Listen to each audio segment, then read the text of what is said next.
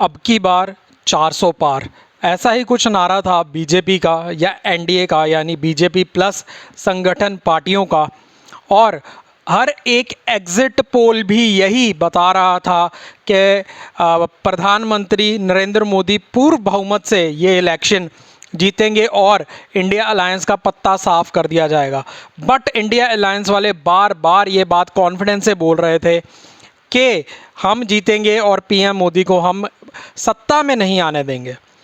और आज के नतीजे आने से पहले आई थिंक हर एक इंसान यही माना बैठा था कि प्रधानमंत्री नरेंद्र मोदी की लहर इंडिया अलायंस को धो डालेगी। पर नतीजे आप लोगों के सामने हैं। राहुल गांधी की इंडिया अलायंस ने पीएम मोदी की बीजेपी को बहुत ही बड़ा झटका दिया है। चाहे पीएम मोदी ये इलेक्शन जीत गए हैं, पर इतनी कन्विंसिंग विक्ट्री नहीं आई है। नंबर्स पिछली बार से कम हुए हैं। यूपी जो बीजेपी का गढ़ माना जा रहा था, जो योगी आदित्यनाथ का एक स्ट्रॉन्ग फुटहोल्ड माना जा रहा था, वहां से बहुत बड़ा झटका लिया है बीजेपी ने। तो क्या ये बीजेपी पहले से एक्सपेक्ट कर रहा था या नहीं कर रहा था? क्या गलत गया? What went wrong? एक्चुअली हुआ क्या है इस इलेक्शन के अंदर? मैं भी आप लोगों की तरह यही सोच के बैठा था कि बीजेपी ही क्लीन स्वीप करेगी, बीजेपी प्रधानमंत्री मोदी ही फिर से पावर में आएंगे और पूर्ण बहुमत से पावर में आएंगे।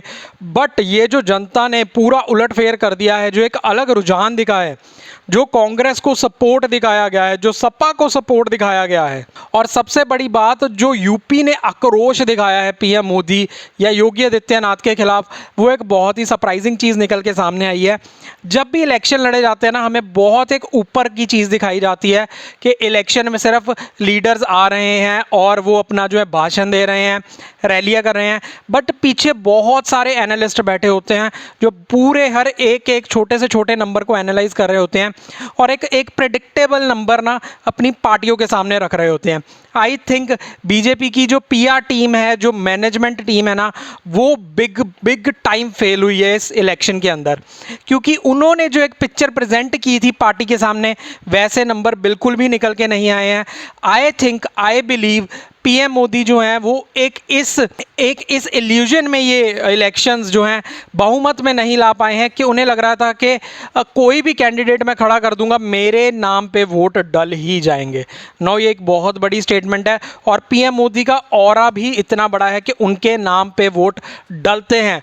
बट नहीं किया इंडिया ने ऐसा। जनता बहुत ज़्यादा अवेयर है, इंफॉर्मेशन की एज है, एंड आई बिलीव बीजेपी ने उस इंफॉर्मेशन पे काम ना करते हुए पीएम मोदी के जो ऑरा को है उसको इंसेंटिवाइज करने की कोशिश की है, पर वो नहीं हो पाया। चाहे कांग्रेस के पास एक स्ट्रॉन्ग लीडर फेस हेड नहीं है, बट स्टिल कांग्रेस के जो रीजनल लीडर्स हैं ना, उन्हें बहुत अच्छा सपोर्ट दिखाया गया है क्योंकि उन्होंने ग्राउंड लेवल पे काफ़ी अच्छा काम किया है। वहीं अगर मैं बीजेपी की बात करूं, उन्होंने ग्राउंड लेवल पे इतना काम नहीं किया है। यह हमें साफ साफ दिख रहा है। अमेठी से स्मृति ईरानी का हारना बहुत बड़ी शॉकिंग बात है पीएम मोदी और बीजेपी के लिए, because she was one of the strongest leaders in the BJP clan. और बीजेपी के खुद के नंबर पिछले साल से कम हुए हैं, नंबर्स आपके सामने फ्लैश हो रहे होंगे। तो मतलब कि ये जो हुआ है, ये क्यों हुआ है? मेरे हिसाब से बहुत ज़्यादा जो फोकस है वो सिर्फ और सिर्फ नरेंद्र मोदी जी के ऊपर था, और बाकी के जो छोटे छोटे रीजन्स हैं, जो रीजनल लीडर्स हैं, उनके ऊपर फोकस ना करते हुए जो स्टार स्टडेड लीडर्स हैं उनके ऊपर ज़्यादा ध्यान दे दिया गया और नीचे से सारी जो है वो सीट्स उनके हाथ से निकल गई। वही कांग्रेस के चाहे स्टार स्टडेड लीडर्स नहीं थे, बट उन्होंने रीजनल लेवल पे काम किया। छोटे छोटे रीजन्स के अंदर जो लीडर खड़े किए वो सोच समझ के खड़े किए, एंड उसी का रिजल्ट हमारे सामने है कि इतना बड़ा झटका बीजेपी को मिल चुका है। अभी प्रॉब्लम ये होने वाली है कि सरकार किसी की भी बने, पर पूर्ण बहुमत से सरकार नहीं बनेगी, यानी कि मिलीजुली सरकार होगी। और मिलीजुली सरकार के जो फैसले होते हैं ना, वो लेने बहुत ज़्यादा मुश्किल होते हैं, बिकॉज आपको हर एक के बारे में सोचना पड़ता है, हर एक पार्टी का सोच के फिर आपको डिसीजन लेने पड़ते हैं, क्योंकि नहीं तो सरकार कभी भी गिर सकती है। जिस तरीके से पीएम मोदी ने पहले 2 टर्म के अंदर इतने स्ट्रॉन्ग फैसले लिए हैं, क्या वो फैसले दोबारा इस टर्म में ले पाएंगे अगर उनकी सरकार आती है तो? और अगर इसकी जगह पे कांग्रेस आती है तो क्या वो अच्छा डिसीजन मेकिंग कर पाएंगे बिकॉज इंडिया अलायंस है, कांग्रेस नहीं है। बात करूं मैं यूपी की, वेस्ट बंगाल की, तो ये दो स्टेट से काफ़ी ज़्यादा उम्मीदें थी बीजेपी को, बट वोटिंग नहीं आई है। मुझे लगता है जो हुआ है बहुत अच्छा हुआ है, बिकॉज आई थिंक कहीं ना कहीं अमित शाह जी और पीएम मोदी जी थोड़े ओवर कॉन्फिडेंस में दिख रहे थे। उनके हर एक इंटरव्यू, हर एक बयान के अंदर ये चीज़ कहीं ना कहीं नज़र आ रही थी कि दे वर वेरी कॉन्फिडेंट कि हम ही जीतने वाले हैं। आई think this is a big eye opener for them right now, और उन्हें अब और ज़्यादा मेहनत करनी पड़ेगी, और ज़्यादा काम करना पड़ेगा, इसमें कोई डाउट नहीं है। जो प्रधानमंत्री मोदी ने, पीएम मोदी ने इस देश के लिए किया है, जिस प्रोग्रेस से देश को बढ़ाया है, जो एक इंटरनेशनल इमेज बनाई है, जो एक इंडिया को अपलिफ्ट किया है, वो काबिल तारीफ है। बट आई थिंक वो यहाँ पे कुछ ना कुछ मिसजज कर रहे हैं, and I am damn sure के पीछे जाके, बैक एंड पे जाके वो चीज़ों को एनालाइज ज़रूर करेंगे और देखेंगे कि कहाँ पे चूक हुई है। वन मेजर पॉइंट जो हमें यहाँ पे एक सोचना पड़ेगा, जो जितने भी मीडिया हाउस हैं, जितने भी लोग एक प्रिडिक्टेबल नंबर लेके आ रहे थे, एक भी नंबर सही नहीं निकला है, एक भी नंबर मैच नहीं किया है। तो हमारे देश का मीडिया कहाँ जा रहा है, क्या नरेटिव क्रिएट करने की कोशिश की जा रही थी, जिनको हम एक्सपर्ट्स बोलते हैं, जो 10-10, 20-20 साल से इस लाइन में हैं, इलेक्शंस को देख रहे हैं, बहुत क्लोजली वॉच करते हैं, किसी का भी नंबर सही नहीं निकला है। तो इस चीज़ का क्या कारण हुआ है? क्या ये सब पेड मीडिया है, या मीडिया टीआरपी के लिए ये सब चीज़ें कर रहा था?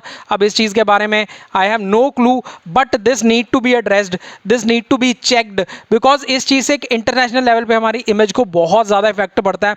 इतने बड़े देश का मीडिया इलेक्शन को शुरू से कवर कर रहा है, बारीकी से कवर कर रहा है, बट एग्जिट पोल एक भी मैच नहीं किया। सोचो, थोड़ा बहुत भी नहीं, बहुत ज़्यादा फर्क आया एग्जिट पोल में, कहीं आसपास भी नहीं एग्जिट पोल खड़े हुए। And I think this is a major concern जिसके बारे में हमें और बात करनी चाहिए। इसके अलावा कॉन्ग्रेचुलेशन टू बीजेपी, एक बार फिर से वो सत्ता में आ गए हैं, बट जहाँ जहाँ कमी रही है that need to be checked. अभी भी कुछ पता नहीं है, अभी भी बात चल रही है शायद नीतीश कुमार को पीएम की सीट ऑफर करने की बात चल रही है, क्योंकि अगर कांग्रेस जो है वो अन्य पार्टीज और बची कुची पार्टी से मेल जोल कर लेती है और अपना जो मैजिकल नंबर है उसको पार कर लेती है, तो शायद कांग्रेस की सरकार भी आ सकती है। और अगर वो सरकार आती है तो उसमें कौन पीएम बनेगा, सबसे बड़ा क्वेश्चन मार्क तो वही है। बट आई थिंक बीजेपी ही जो है सत्ता में रहने वाली है, बट पूर्ण बहुमत से नहीं आएगी, मिलीजुली सरकार आएगी। मिलीजुली सरकार के आने के बाद कैसा परफॉर्म करती है बीजेपी, हमें पता चल जाएगा। As of now the thing that need to be seen is कि जनता चाहती क्या है। जनता काम चाहती है, हमें मतलब सिर्फ काम से है। अगर वो राहुल गांधी होंगे तो उनको वोट मिलेगी, नरेंद्र मोदी होंगे तो उनको वोट मिलेगी, स्मृति ईरानी होंगी तो उनको वोट मिलेगी। आपकी मीडिया इमेज कैसी है उससे फ़र्क नहीं पड़ता, अगर आप ग्राउंड लेवल पे जाके काम करोगे तो ही आपको वोट मिलेंगे। ये क्लियरली जनता ने दिखा दिया है, एंड काम करना पड़ेगा। यही मुझे इस इलेक्शन से समझ आया। बाकी आप बताइए आपका क्या ओपिनियन है, और वीडियो अच्छी लगी हो तो लाइक शेयर सब्सक्राइब करना मत भूलना।